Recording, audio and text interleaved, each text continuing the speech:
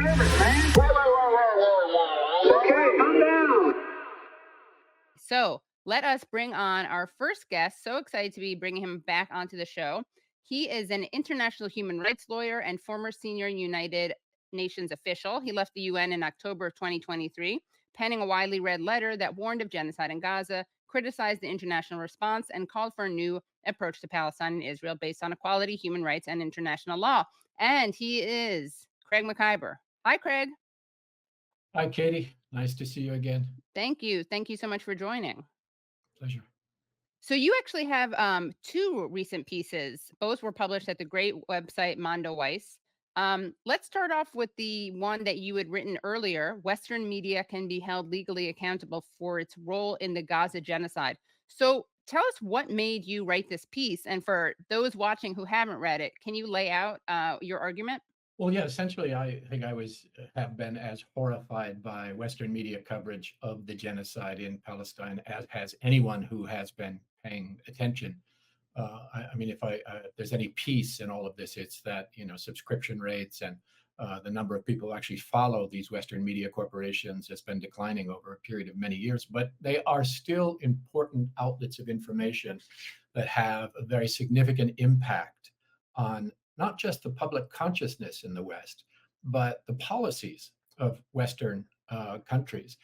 And the sort of absolute propagandistic nature of Western corporate media reporting on the genocide in Palestine almost a year now is, I think, nothing short of shocking.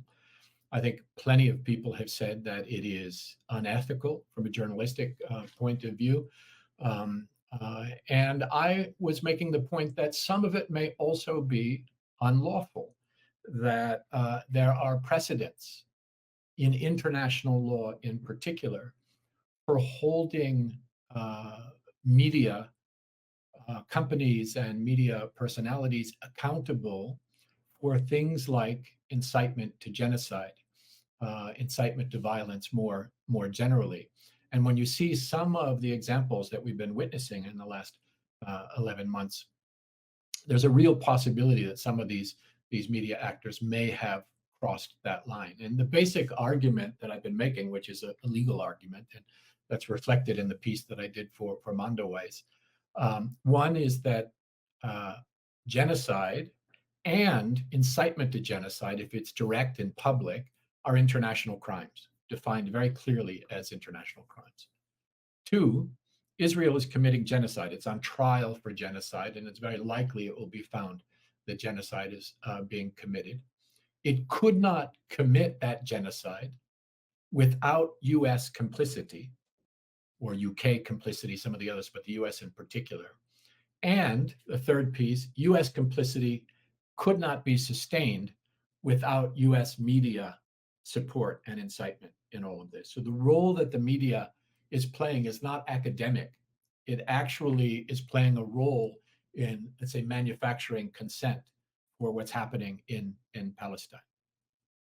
The third thing that argument that I make is that these media companies know exactly what's happening on the ground, and they know what they're doing to obscure it, and they know what they're doing to support it. So in legal terms, the acts that they're perpetrating knowingly.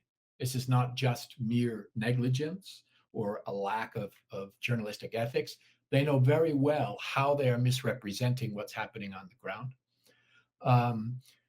Also, I think legally important, I've argued that these are highly influential and powerful companies. And they are publicly and systematically disseminating propaganda for genocide, including disinformation, dehumanization of the Palestinians, incitement to violence in some cases, covering up for war crimes, and so on. And then finally, why this is not just academic, there is a direct nexus between these media acts and harms on the ground. First, because some of these mainstream print outlets and mainstream broadcast outlets are where US officials and US policymakers go to get their news and analysis. And these folks are actually directly involved in providing arms and cover to the crimes that Israel is perpetrating. And also consuming what these media companies are producing are dual US-Israeli nationals who are shuttling back and forth and actually participating in the killing. So I've said, the nexus between what these media companies are saying and the harms that are being caused on the ground is much more direct than these companies might like to admit. And so I've just raised the question as to whether or not we don't need to see some real accountability from these companies. And there's a long tradition going all the way back to Nuremberg, for example, on holding media accountable for incitement to genocide or complicity in crimes against humanity and so on. And this was very much in the minds of the framers of international legal instruments, beginning with the establishment of the UN in 1945, who were very explicit in international human rights treaties, for example, to say that you cannot use your right to free speech, for example, as a weapon to destroy other rights of people, including the right to life itself. That is not protected speech. And when it came time then to draft the Genocide Convention, a separate crime of incitement to genocide was included in that convention. And importantly, that applies not just to states and state actors, but to private actors as well, importantly so. And the other thing that the article talks about are precedents in international law. So, the infamous case of the Nazi publisher Julius Streicher, for incitement and persecution on political and racial grounds, because his publication Der Stürmer during the genocide against European Jews was broadcasting all of this kind of inciting material. And he was in fact found guilty at Nuremberg for incitement to murder and extermination. That trend of looking at also the role of media was very important when the International Tribunal for Rwanda, covering the Rwanda genocide, was pronouncing. And it in fact found a number of media people accountable. The infamous Mille Collines television and radio company, the Kangura newspaper, 3 different people were found guilty of incitement to genocide, in that case by the tribunal. And the judges in that tribunal at the time, made a very strong point that these people were aware of what they were doing. They were aware of the power of their words, and they were aware of the reach of the medium of communication that they had, that it was broadly disseminated because they were using media with broad reach there. And, Judge Pillay famously said, without a firearm, machete, or any physical weapon, you caused the death of thousands of innocent civilians.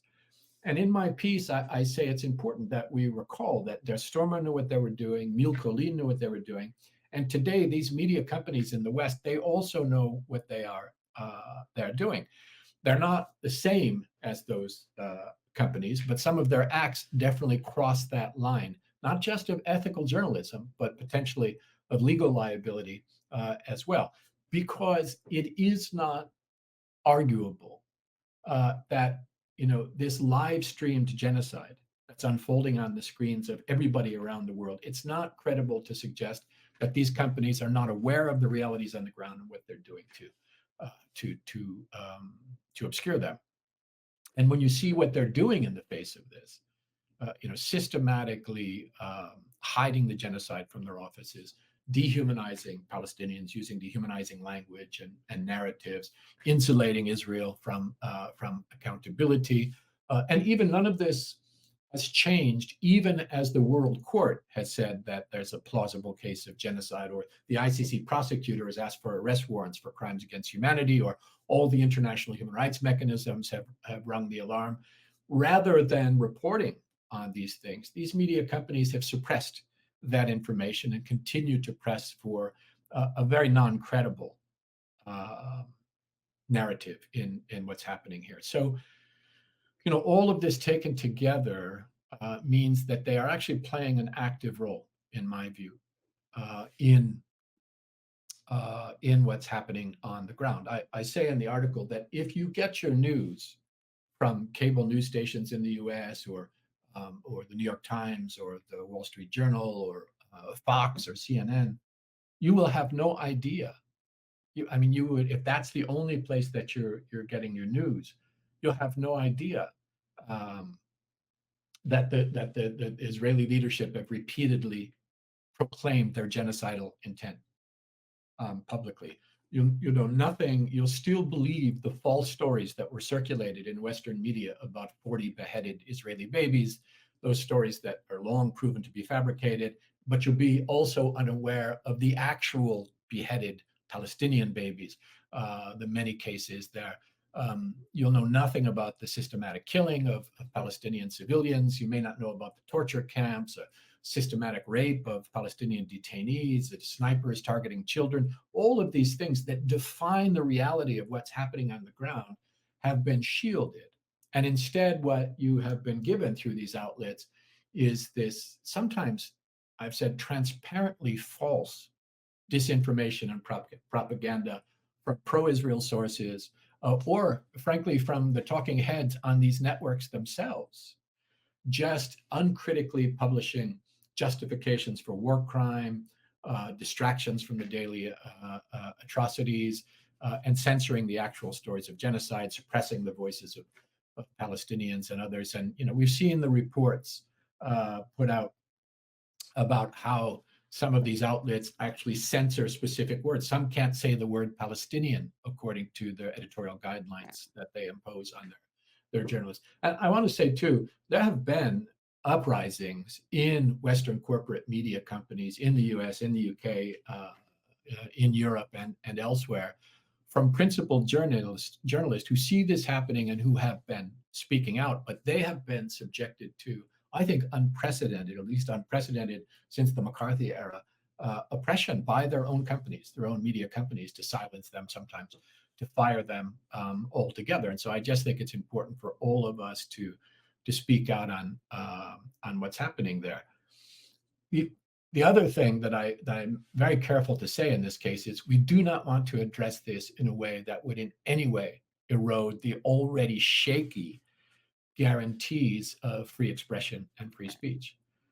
Because we know that whenever there is a crackdown on free speech, it's going to be us. It's going to be the people who are speaking against power, who are rejecting the official narrative, who are trying to defend, in this case, the Palestinians, who are going to suffer from any restrictions on free speech. But free speech does not protect incitement to war crimes, crimes against humanity, genocide. Those can be subject to criminal accountability. And even before you get to criminal accountability, there is legal and then non-legal action that can be taken to hold these companies to account for their participation in this genocide.